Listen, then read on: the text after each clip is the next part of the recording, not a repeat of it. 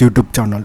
Today I am discussing about how can we use TPUs for our applications like deep learning training or ML training or NLP models training, whatever the tasks. So today I will show you how can we do it using help of the Python code. So here I am telling using TensorFlow because TPUs. What is mean by TPU first? TPU is a tensor processing unit, friends. Okay, it is only developed by the Google, so it is a Google product. GPU, there are many providers, they are giving GPUs like Nvidia, but TPUs are manufactured and produced by Google only. So for that, if you want to enable TPU, you have to go to click on runtime and change runtime type, click on, and you have to select the hardware selector as a TPU. Then you click on save. Then your runtime will be connected to the TPU. So first you have to do it, friends. Okay, that's the process. Okay, then so first I am importing all the necessary libraries. After that we have to initialize TPU, friends. Before completing the task we have to initialize this TPU initially only. Otherwise, if you initialize later, you will not get what type of TPU you are using. That type of data will not be produced. So that's what I mentioned. Okay, these TPUs are cloud TPU workers. Okay, which are different from the local local process running on the Python program. Okay, so first we have to initialize the TPU for our task. So I am using one API function tf.distribute.cluster_resolve. So this one is only for collab, friends. Okay, not for the suppose if you are using Google Cloud services, you have to provide that name. For collab, this is the name, friends. Okay, so that's why I'm using this to enable TPU in my application. Okay, so let's go into the code, friends. So I'm taking resolve as a variable. Then as I mentioned, I need to trigger, I need to get the TPU, right? For that what we need this method tf.distribute.cluster_resolve TPU cluster resolve, because we are using TPU, right? So that's why I'm calling TPU cluster resolve method, and here in the brackets I am passing TPU. So we need TPU, right?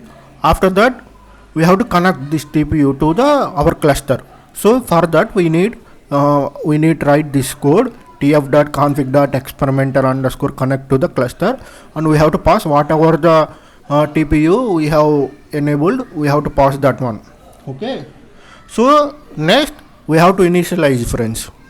So for that we need to run this one tf.tpu.experimental.initialize_TPU system.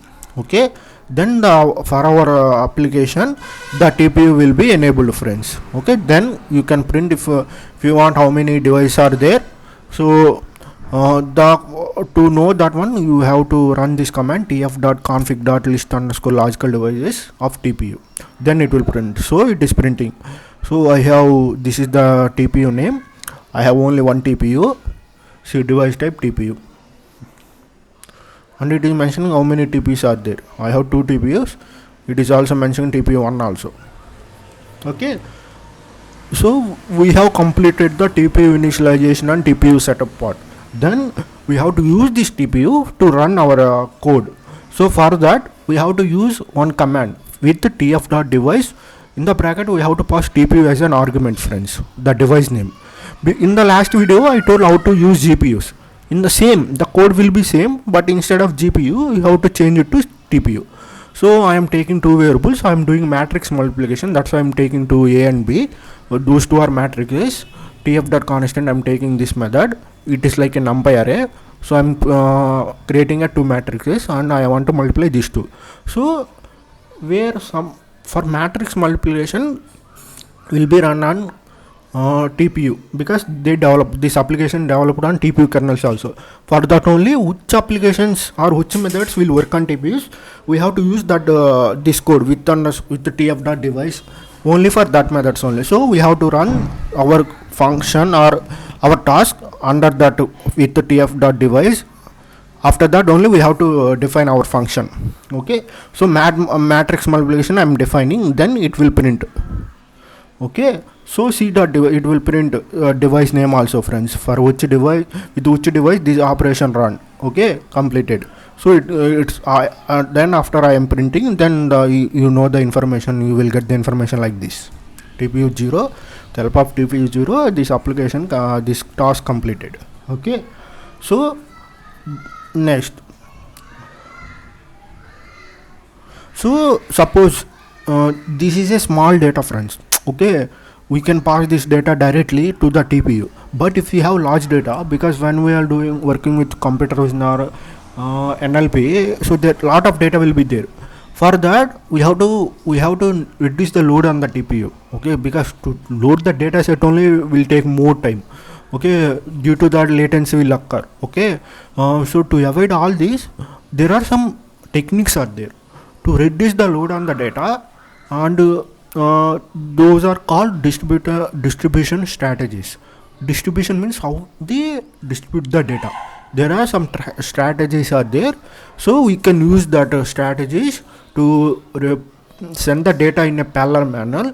So within less time only, the TPS will process our data, and it will provide the output.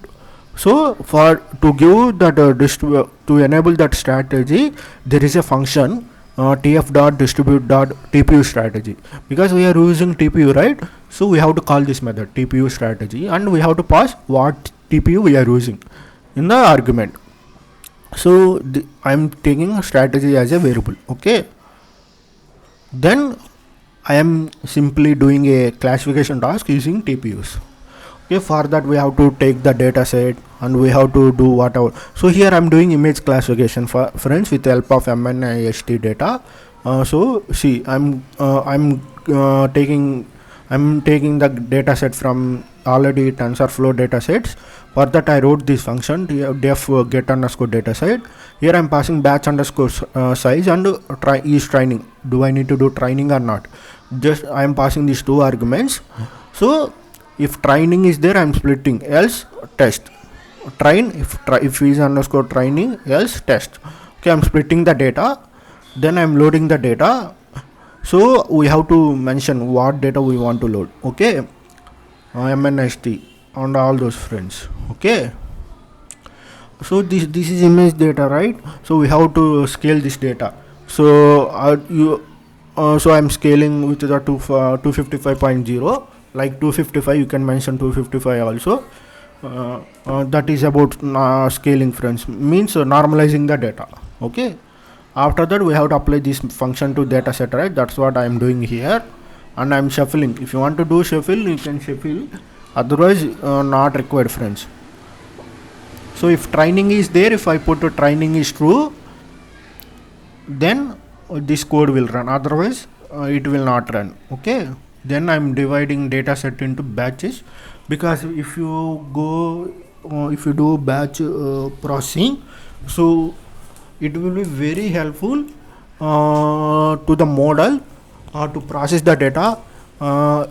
Suppose if you have 1 GB data, if you are loading 1 GB data at a time, it is not a good task for the process, right? Because more RAM will be occupied.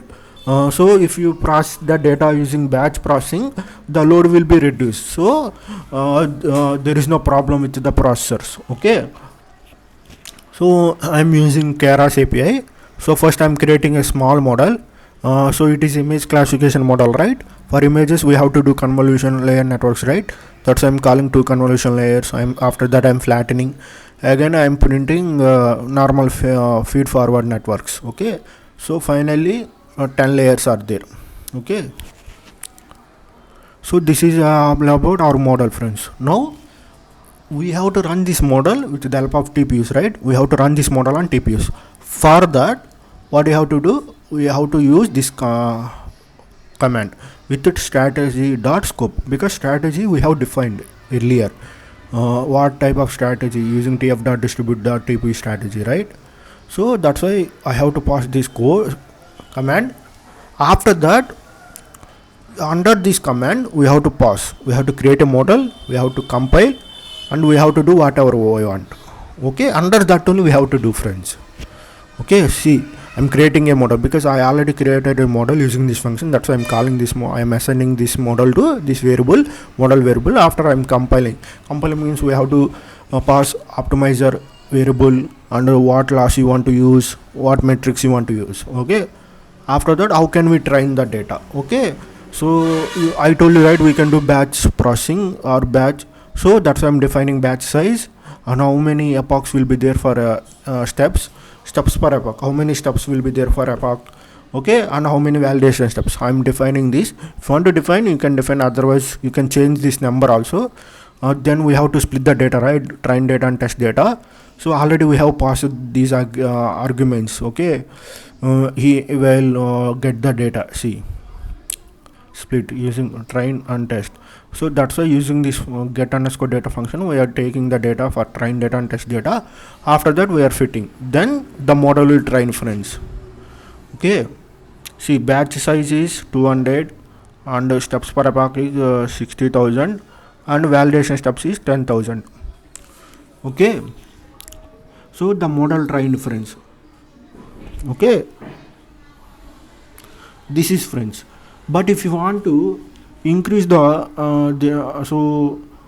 to reduce the Python overhead, so if you want to improve the performance of TPU, there is a argument or parameter called steps per execution. Okay, so when you pass this one, we have to define some value, integer value. Okay, so how much you have put that value, that much percentage the throughput of the TPU will be increased. That what is meant by throughput? Throughput means per unit time how much of data will be processed by the TPU is called throughput of TPU. Okay, so if you put, I mentioned 50 means 50% of throughput will be executed. See, that's what I mentioned in the text above. Okay, then I'm passing same, I'm fitting. Okay, I'm only extra argument I have passed, friends. Okay, nothing will change. Okay,